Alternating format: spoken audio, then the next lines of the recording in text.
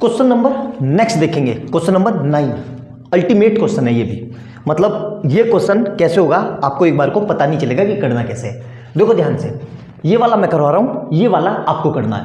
ये क्या कह रहा है, the sum of the first 5 term of an AP is 25 and the sum of the next 5 term is -75। मतलब एपी लिख लो कौन सी, A1, A2, A3, A4, A5। ध्यान से समझना बेटा, बहुत कंसेप्चुअल क्वेश्चन है, मैं फिर बता रहा हूं, वरना आपको समझ में नहीं आएगा ये क्वेश्चन हुआ कैसे।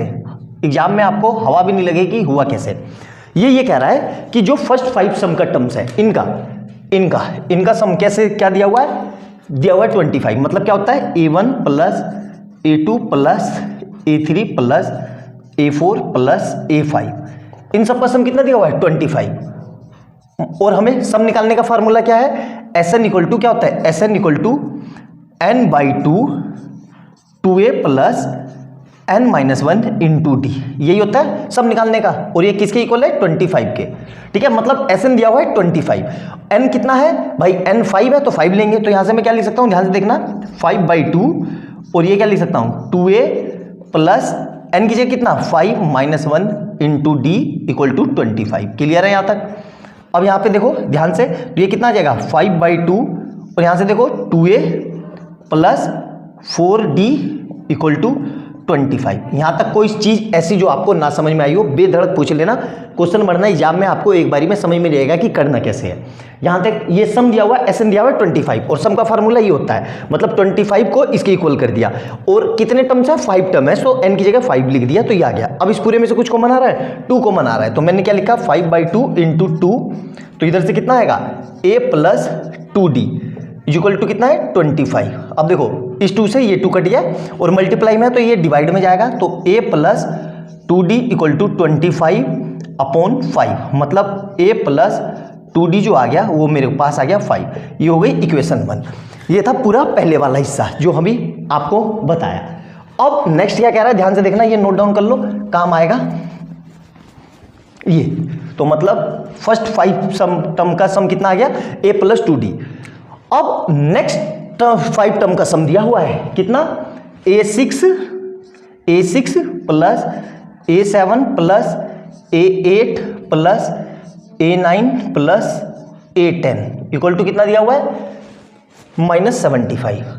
ठीक है, अब इसका सम नेक्स्ट का कैसे निकालेंगे। अगर पूरे में से इन 5 को मैं माइनस कर दूं तो यही बचेगा मेरा। तो ध्यान से देखना मैं क्या लिख रहा हूं, मैं लिख रहा हूं S10 minus S5 equal to -75। ये चीज समझ में आई कि नहीं, बहुत जरूरी है ये चीज समझना। तो यहां से क्या हो जाएगा, देखो S10 equal to -75 plus S5, इस पूरे को उठा के मैं यहां ले गया। क्लियर है यहां तक अच्छे से, कोई डाउट। अब इसको सोल्व करेंगे तो S10 तो क्या होता है, n/2, तो 10/2, ध्यान से देखना, 10/2 2a प्लस n की जगह कितना, 10, तो 10-1 into d is equal to -75 plus, इसकी वैल्यू मैं निकाल चुका हूं, S5 की वैल्यू कौन सी थी, यही S5 की क्या वैल्यू है, ध्यान से देखो, इस पूरे को एक तरफ ले आओ, है ना, यही तो S5 है मेरा। तो S5 की वैल्यू नहीं, S5 की वैल्यू तो दे रखी है, सम कितना 25, इस पूरे की वैल्यू दे रखी है 25। क्लियर है यहां तक, अच्छे से समझ में आया। अब इसको सोल्व करते हैं, तो देखो इससे ये कट गया कितनी बारी में, 5 बारी में, तो क्या बचा मेरे पास, ये मिटा देता हूं मैं, जगह बच गई, भर गई। तो ध्यान से देखना, बहुत ही कंसेप्चुअल क्वेश्चन है। तो कितना आया 5, और ब्रैकेट में कितना आएगा 2a प्लस, इधर से 10 में से गया 9d इज इक्वल टू कितना आएगा, 75 में से 25 गए तो माइनस के 50। 5 कहाँ जाएगा, डिवाइड में, तो 2a plus 9d equal to -50/5। तो यहाँ से कितना आ जाएगा, 2a plus 9d equal to -10। ये बन गई मेरी दूसरी इक्वेशन। आया समझ में, बहुत ही जबरदस्त क्वेश्चन था, मैं बार बार फिर रिपीट कर रहा हूं। अब ये दोनों इक्वेशन बन गई मेरी।